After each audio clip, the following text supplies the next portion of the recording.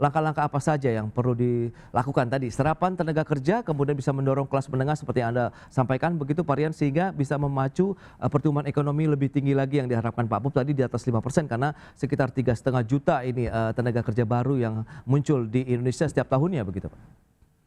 Makanya kalau kembali kepada jargon politik kita ya, Hmm, bahwa kita punya pengharapan untuk mendorong pertumbuhan ekonomi yang tumbuh tinggi, kemudian apa namanya inklusif dan oke. berkesinambungan, ya titik pijak atau titik arah daripada kebijakan ekonomi dan investasi kita harus mampu mendorong sektor-sektor ekonomi atau lapangan usaha yang sifatnya bukan hanya padat modal, tetapi sekaligus juga padat karya. Nah, kalau kita lihat dari data kontribusi dari pertumbuhan ekonomi dari lapangan usaha, sebetulnya di sektor primernya sudah on the track ya. Hmm, Di situ ada pertanian dalam arti luas, kemudian ada konstruksi juga, kemudian ada juga satu lagi itu perdagangan. Perdagangan masuk ke secondary primer. Tapi nature daripada sektor-sektor utama itu yaitu membuka apa namanya padat modal ya, tapi juga padat karya, artinya menyerap tenaga kerja. Nah, harusnya space atau stand ini yang harus dijaga. Nah, untuk itu maka desain kebijakan yang sudah dicanangkan sejak kuartal 2 ini kalau bisa page-nya dilanjutkan, diteruskan, dan mungkin dengan penajaman-penajaman ke sektor industrinya. Jangan lupa kita tadi saya baru ingat bahwa bagaimanapun pertumbuhan ekonomi kita yang 5,12% itu juga sumbangsih dari arah kebijakan baik dari sisi fiskal kemudian dari sisi moneter itu yang memang sudah sama-sama tone-nya itu pro growth atau pro pertumbuhan. oke. Bank Indonesia misalnya di bulan Juni tetap mempertahankan BI rate waktu itu 5,5%. Itu cukup akomodatif untuk ya sektor keuangan maupun sektor real.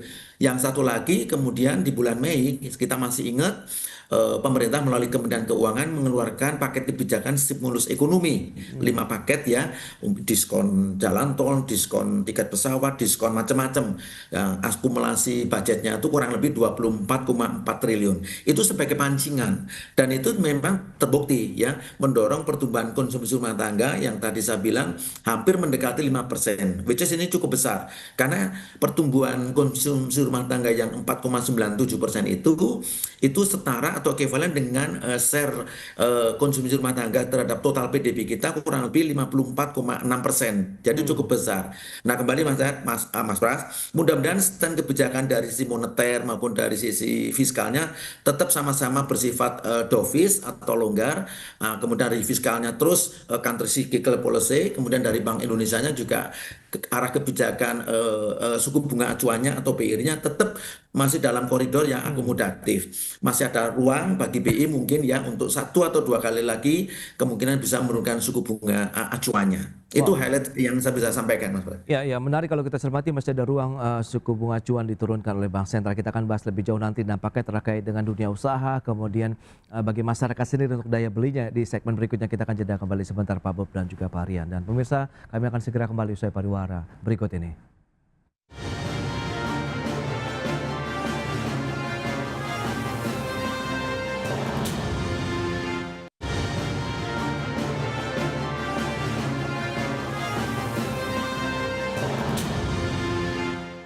Baik pemirsa, kita lanjutkan kembali perbincangan bersama dengan Bapak Bob Azam, Ketua Bidang Ketenagakerjaan APindo, kemudian Bapak Rian Krianto, Ekonom Senior dan juga Asosiat Fakulti dari LPPI. Baik, nah menyikapi dengan kondisi yang ada tadi memang bicara mengenai beragam kebijakan baik fiskal, moneter sudah dilakukan oleh pemerintah sejak awal tahun untuk memang bisa mendorong lagi laju pertumbuhan ekonomi, daya beli masyarakat begitu baik kelas menengah maupun dari menengah bawahnya sendiri. Nah Pak Bob, Anda melihat seperti apa? Tadi Pak Rian melihat ada ruang nih Bank Sentral untuk menurunkan lagi suku bunga acuan. Bagi pelaku usaha sebenarnya dibutuhkan insentif dari sisi moneter, fiskal, atau yang seperti apa nih Pak Bob? Sehingga laju produktivitas, utilisasi dari sektor produksi juga masih bisa melaju sekaligus mendorong nih PMI manufaktur kita supaya ekspansi lagi begitu.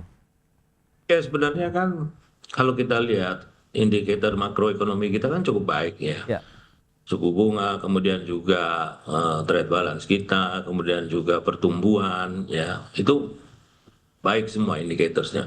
oke. Tapi sekarang persoalannya sektorialnya gitu loh ya. Hmm, Nah ini kan yang kita lihat bahwa sektorial ini menggeliat ya baru hanya beberapa sektor, tetapi industri yang banyak menyerap tenaga kerja, ya. Kemudian juga pekerja itu kan punya dua sisi. Sisi yang pertama dia adalah konsumen, jadi kemudian sisi yang kedua dia ada produsen, ya. Jadi kalau misalnya industri berkembang, ini dari sisi produksi kita bisa meningkat, kemudian sisi konsumsi juga kita bisa meningkat. Jadi ini penting sekali gitu loh. Nah, pekerja ini kan yang perlu disupport adalah yang kelas menengah. Karena apa? Karena mereka belanja barang-barang yang sifatnya memberikan multiplier efek yang lebih besar ya daripada yang di bawah. Nah, ini yang menjadi pusat perhatian kita. Nah, sebenarnya yang kita tunggu dari dunia usaha adalah insentif-insentif yang lebih berani lagi untuk menggerakkan kelas menengah ya, seperti misalnya subsidi kredit ya. Kita lihat juga laju pertumbuhan kredit juga turun terus nih ya. Sekarang udah 1 digit ya. Bagaimana ini bisa didorong lagi kembali ke 2 digit gitu loh.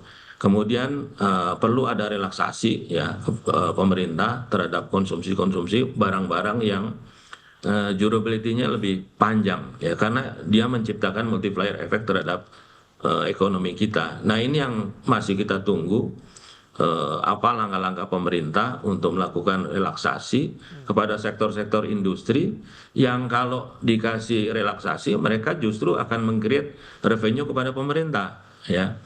Jadi kita kan juga paham semua ya bahwa fiskal sekarang masih dalam kondisi tertekan ya. Tapi bukan berarti kita nggak bisa melakukan apa-apa. Sebenarnya pemerintah bisa memberikan relaksasi terhadap bidang-bidang yang kalau diberi insentif itu memberikan revenue yang lebih besar lagi sehingga tidak membebani fiskal. Jadi perlu dicari ini prioritas bidang-bidang yang harus didorong supaya kelas menengahnya ini mulai bekerja ya. Ya, ya. Nah, kalau di US itu kan sekarang ya kebijakan pemerintah Trump meningkatkan tarif itu memang dikhawatirkan akan meningkatkan harga dan beban ya kepada masyarakat US ya. Tetapi tarif yang diterima oleh pemerintah US itu nanti akan dikembalikan lagi dalam bentuk relaksasi pajak untuk kelas menengah. Ya, sehingga kelas menengahnya ini bisa jalan itu loh. Nah, jadi persoalan kita jangan khawatir ya, ini bukan persoalan kita aja. Hampir semua negara bagaimana menggerakkan ekonomi kelas menengahnya karena itu menjadi core ya pertumbuhan ekonomi yang berkualitas termasuk di Indonesia. Itu yang sedang kita tunggu. Kalau untuk yang kelas bawah, is okay. Ya makroekonomi pemerintah sudah cukup baik ya. Oke. Nah, tinggal sekarang bagaimana menggerakkan kelas menengah. Itu PR kita. Baik, nah Pak Rian, ini kelas menengah lagi-lagi menjadi concern banyak pihak saat ini begitu yang menjadi salah satu juga penopang begitu ya, aktivitas pertumbuhan ekonomi nasional kita paling tidak di semester 1 dan diharapkan sampai berlanjut ke semester kedua berikutnya. KSSK tadi sudah optimis pertumbuhan ekonomi juga masih akan terus terjaga, konsumsi, daya beli masyarakat, aktivitas dunia usaha yang cukup resilient begitu termasuk juga peran APBN ya sebagai counter cyclic. Nah, Anda melihat apakah fundamental kelas menengah didukung oleh APBN ini dan lain-lain begitu bisa menjadi salah satu juga booster ataupun paling tidak game changer lah untuk pertumbuhan ekonomi Indonesia sampai dengan akhir tahun 2025 untuk tetap di atas 5%, Pak Rian? Saya sepakat dengan yang disampaikan Pak Bob tadi ya. Memang kita harus memberikan perhatian ekstra ya untuk kelompok kelas menengah ini. Karena di negara manapun, apalagi di negara berkembang seperti Indonesia, peran dari kelas menengah itu sangat dibutuhkan dan sangat nyata dan sangat signifikan. Kelas menengah itu memiliki tipologi utama itu apalah kuat di dalam konsumsi. Oke. Tetapi ketika kemampuan keuangan mereka itu semakin terbatas, tentu daya dorong untuk konsumsi itu menjadi anjlok atau lemah dan itu terbukti. Maka saya sepakat pemerintah kita harapkan dapat mendesain kebijakan-kebijakan yang betul-betul fokus kepada bagaimana merecovery atau mengakselerasi geliat dari kelas menengah ini. Kalau kelas menengah ini bisa dihandle dengan baik, memiliki power consumption atau daya beli yang tetap terjaga dengan baik, Ya. kita mungkin bisa bertumbuh terus berlanjut di atas 5%. Yang kedua, kita mudah-mudahan bisa terhindar dari yang kita kenal dengan istilah jebakan negara-negara kelas menengah atau middle income trap. Karena apa? Pengelolaan kelas menengah itu harus betul-betul tepat sasaran, tepat guna, dan tepat waktu. Nah, misalnya begini. Kita harus lakukan assessment. Behavior dari kelas menengah kita itu kan memiliki tingkat mobilitas yang tinggi. mereka suka vacation, suka liburan, suka holiday, macam-macam. Dan Oke. mereka suka spot-spot yang ini. Nah, mungkin perlu didesain kebijakan-kebijakan fiskal yang sifatnya itu insentif ya kepada kelas menengah ini untuk mereka tetap beraktivitas seperti itu sehingga dan mereka memiliki ruang atau space untuk konsumsi. Misalnya membeli tiket pesawat, terbang, tiket kereta api dan sebagainya. Karena nature mereka memang memiliki mobilitas yang tinggi.